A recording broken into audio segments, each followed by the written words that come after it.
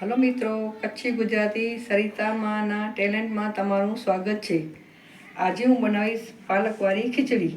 તો એના માટે આપણે એક વાટકી મગની દાળ અને ચોખા, એટલે અડધી મગની દાળથી અડધા ચોખા છે, ને એક જોડી પાલકની ધોઈને રાખેલી છે, 2 ઝીણી લીલી ડુંગળી છે, 3 ધોઈને ટમેટાં છે, ધાણા છે, લીલા મરચાં છે, 2 સૂકી ડુંગળી છે, મીઠું છે, હળદર છે, લાલ મરચું છે, તેલ છે, વઘાર માટે 3 સૂકા મરચાં છે, 2-3 લવિંગ છે, 2-3 મરી છે અને જીરું છે. તો પહેલાં આપણે આ ખીચડીને ધોઈ અને કુકરમાં 1 સીટી થવા દઈએ, પછી આપણે આ શાકભાજી સમારી લેશું. ચાલો, આપણા કુકરમાં સીટી વાગી ગઈ છે. હવે આપણે કઢાઈમાં તેલ નાખી, જરૂરિયાત મુજબ તેલ નાખીએ અને ગરમ થવા દઈએ.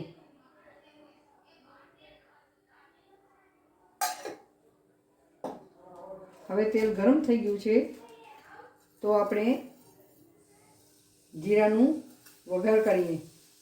આ લવિંગ મરી નાખી દઈએ, લાલ મરચાં નાખી દઈએ અંદર.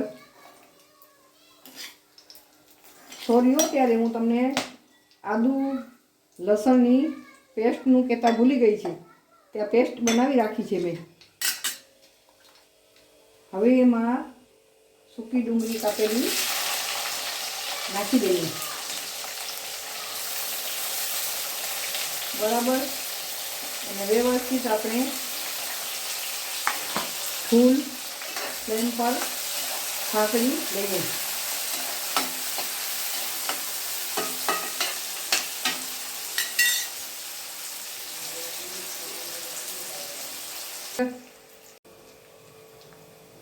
હવે ડુંગળી સતળાવ આવી છે, આપણે લીલા મરચાં અંદર નાખી દઈએ. લીલા મરચાંને બરાબર સાંતળી દઈએ.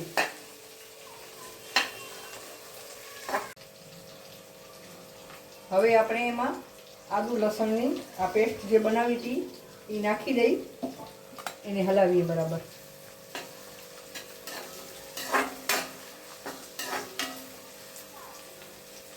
હવે એમાં આ લીલી ડુંગળી સમારેલી હતી એ એડ કરીએ.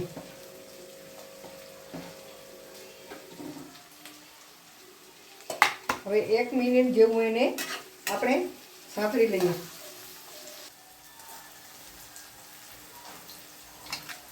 હવે આ લીલી ડુંગળીને સંતળાઈ ગઈ છે. હવે આપણે એમાં 2 ચમચી લાલ મરચું એડ કરીએ, 1 ચમચી હળદર. હવે એમાં આપણે ટમેટાં એડ કરીએ. ઉપરથી આપણે ટમેટાં જેટલું જ આપણે મીઠું નાખ્યું, કેમ ખીચડીમાં મીઠું નાખેલું છે, એ ધ્યાનથી નાખવાનું. હવે એને આપણે 2 મિનિટ માટે ઢાંકી દઈએ. હલો, આપણે જોઈએ હવે ટમેટાં કૂક થઈ ગયા છે, નથી થઈ ગયા, કૂક થઈ ગયા છે બરાબર. તો આપણે એમાં પાલક એડ કરી દઈએ. પાલકને પણ 1 મિનિટ માટે આપણે ઢાંકીને રાખી દઈએ. હાલો, આપણે હવે એને બરાબર આમ મિક્સ કરી લઈએ.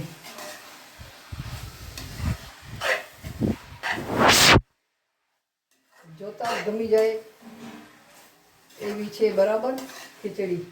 અત્યારે હું સાદી ખીચડી બનાવું તો મારા છોકરાને એને પપ્પાનું તો મોઢું ચડી જાય, પણ આ પાલકવાળી ખીચડી બનાવું તો હોંશે હોંશે ખાઈ જાય છે. આ ખીચડી તો આપણા માટે બહુ જ હેલ્ધી છે, ને સાથે પાલક. તો પાલક આપણે વધારે પ્રમાણમાં નહીં નાખવાની, પૂરતા પ્રમાણમાં નાખવાની.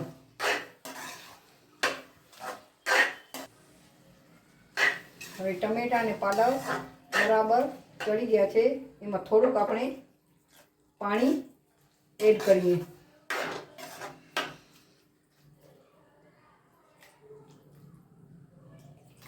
થોડું આને 2 મિનિટ માટે કૂક થવા દઈએ.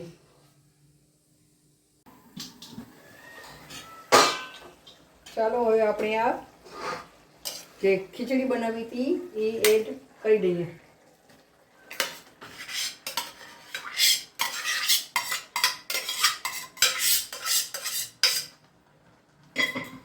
ને આને બરાબર મિક્સ કરી લઈએ.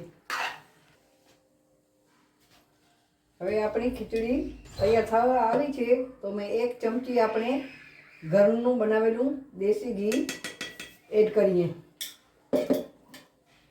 એનાથી ટેસ્ટ બહુ સારો લાગશે.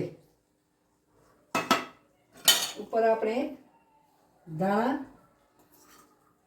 ઈચ્છો એ પ્રમાણે તમે નાખી શકો. પર 2 મિનિટ ઢાંકી રાખી દેવાનું, ગેસ બંધ કરી દેવાનું અને તમને જોઈએ ત્યારે પીરસવાનું. આપણી ખીચડી તૈયાર છે. ચાલો, આપણી પાલક ખીચડી તૈયાર છે.